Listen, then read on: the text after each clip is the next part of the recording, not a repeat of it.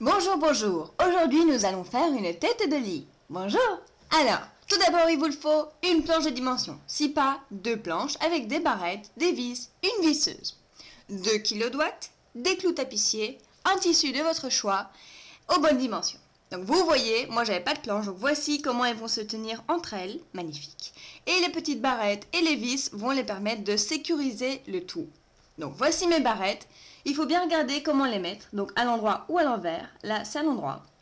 Donc là je vous fais l'exemple, je vous mets la vis, ah ça ressort. On tourne, je remets la vis du bon côté, oh ça sort moins, ce qui veut dire que ça va moins gêner. Il faut bien prendre une vis évidemment qui ne dépasse pas la longueur de la planche parce qu'on va faire ça recto et verso évidemment. Donc vous fermez, vous serrez bien tout à fond. Ensuite, comme je n'avais pas de visseuse, ben oui, j'ai pas beaucoup d'outils, je me suis servi donc d'un marteau pour appuyer un petit peu, pour renfoncer un peu la vis, et puis tournevis et vous savez quoi? Vous savez quoi? De l'huile de coude. Eh oui. Je me suis fait une énorme ampoule en faisant ça.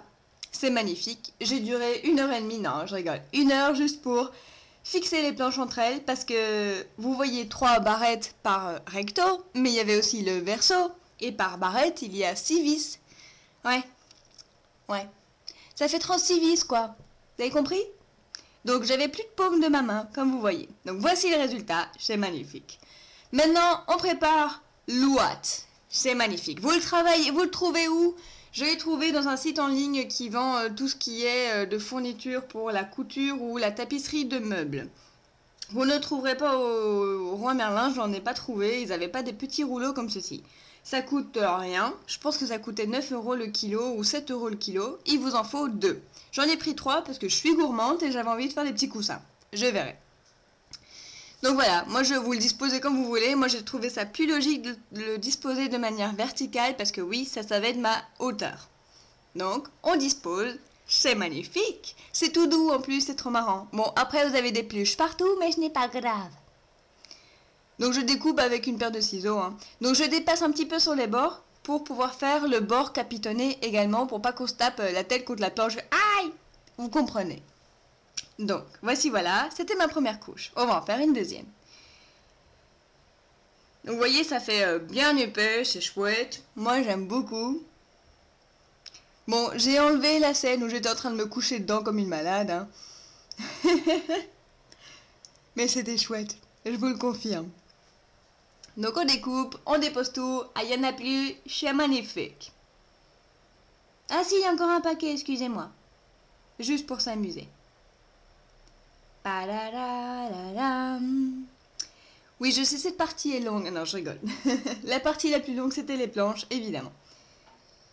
Ça, c'est la partie fun, en fait, qui commence. Donc, si vous avez une planche à la bonne dimension, c'est fun.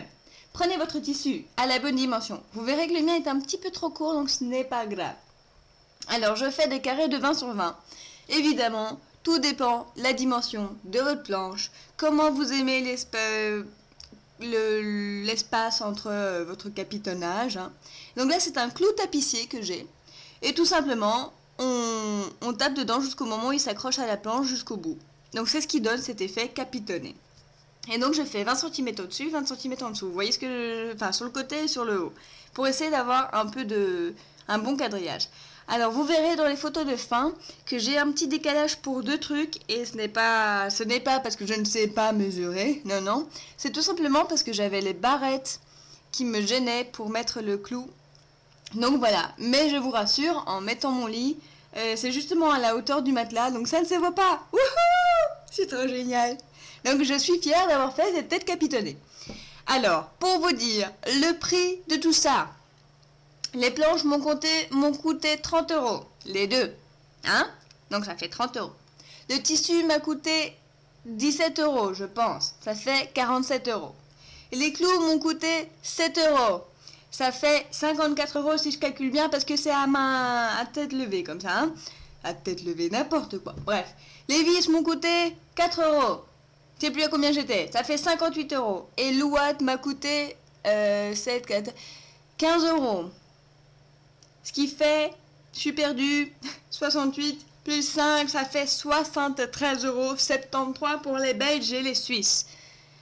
73 €, et beaucoup d'huile de coude. pour cette magnifique tête capitonnée. Donc vous voyez, j'ai replié le tissu vers la fin que j'ai cloué à la planche. Et maintenant, bon, je suis toute seule, hein, donc voici, voilà, pipi di pip, à la force des bras. Ah, ça n'a pas l'air lourd comme ça, mais je vous l'assure, c'est lourd. Ah, ah, ah, ah, je vous ai eu. Donc voici, voilà. J'ai bien dû embêter mes voisins ce jour-là. Petite vengeance personnelle. Donc voici, voilà, ma magnifique tête de lit. Donc vous voyez un petit peu peut-être le décalage, surtout à la droite, à la gauche, pardon. Je sais plus. Donc voici, voilà,